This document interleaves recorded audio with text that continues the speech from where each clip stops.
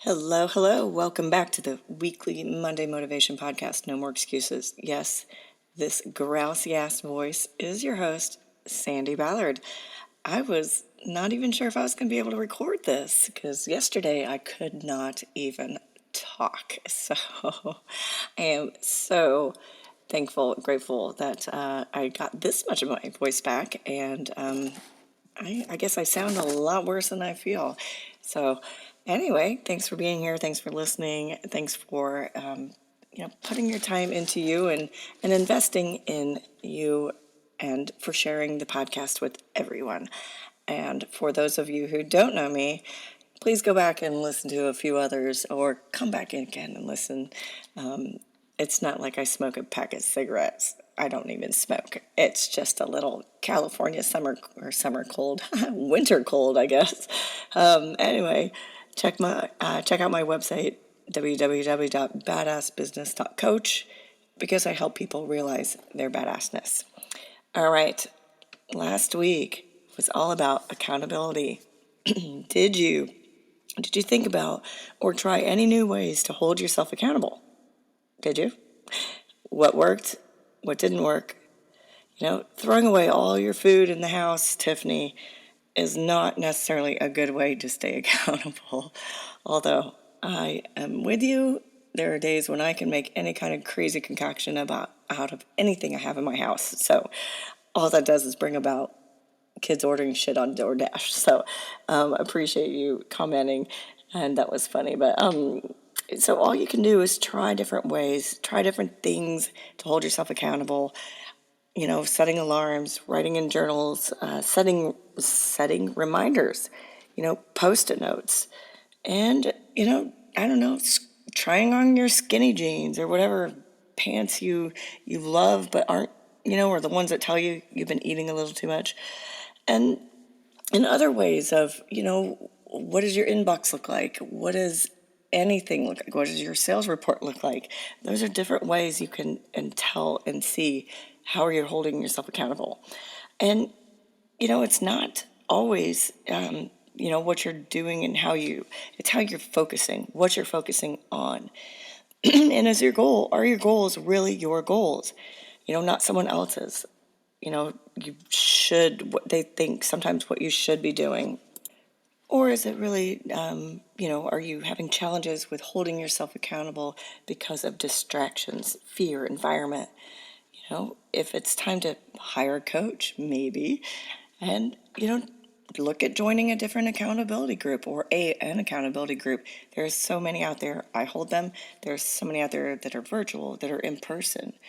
Hiring a coach does not mean you're a failure, that you're doing anything wrong, and that you're not doing anything right. It means you're ready to achieve more, to get to that next level in your future. And that's probably my biggest challenge. Speaking of challenges, I have two. I guess the first one is people saying, "Oh, we're good," which I had happen recently.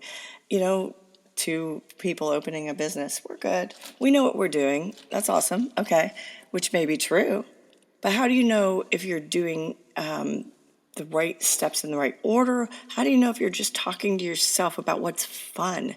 How do you know if you've thought of every other option? Coaches like to talk about or play devil's advocate, per se. And number two, people thinking you must be doing something wrong. Like I said, screwing up. You must be a screw up if you need a coach.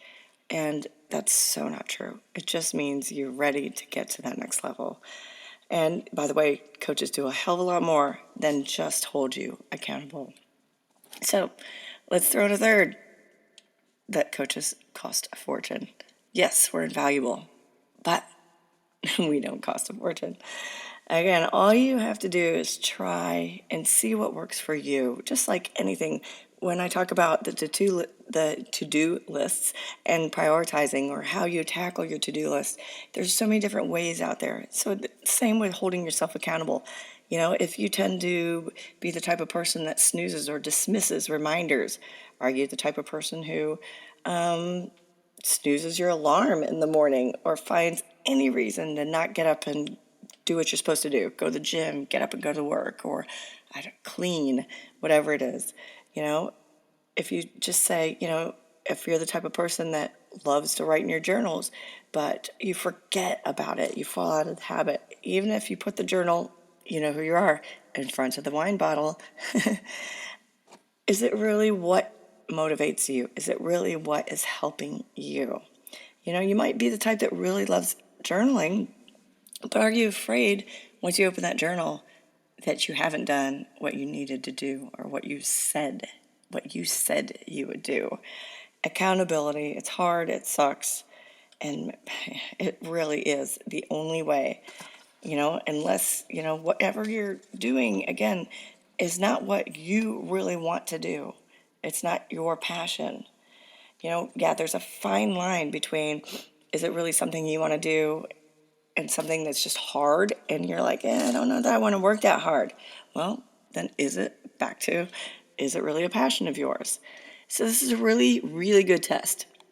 I mean, I know we're mid-February, it's like, get over it, but this is a great time to review what's on your list, and looking at the type of person you are, what motivates you, what doesn't motivate you. If you've listened to me for a while, I've talked on and off about fear. Everyone has some sort of fear in their life: judgment, failure, perfection, loss, success. That fear is attached to who you are, and you're 100% not alone, all right?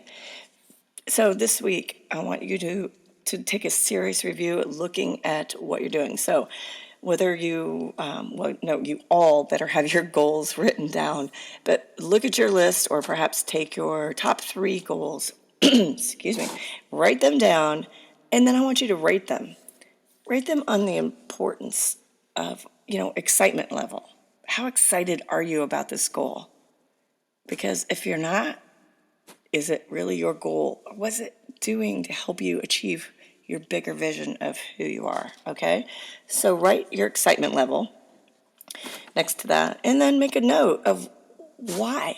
Why did you rate it like that? All right, I want you to start digging a little deeper so you can play a hell of a lot bigger. All right, look forward to hearing from you. S. Ballard at growingforward.biz, and hopefully next week, next week I will have my full voice back. S. Ballard at growingforward.biz. I have a virtual coaching group starting, virtual coaching strategy and accountability group starting, when is it? March 25th.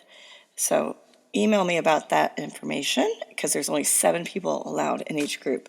All right, if you want in on that, let me know, because I need to know time zones and all that good stuff. All right, I look forward to hearing from you. Have a great week. Cheers.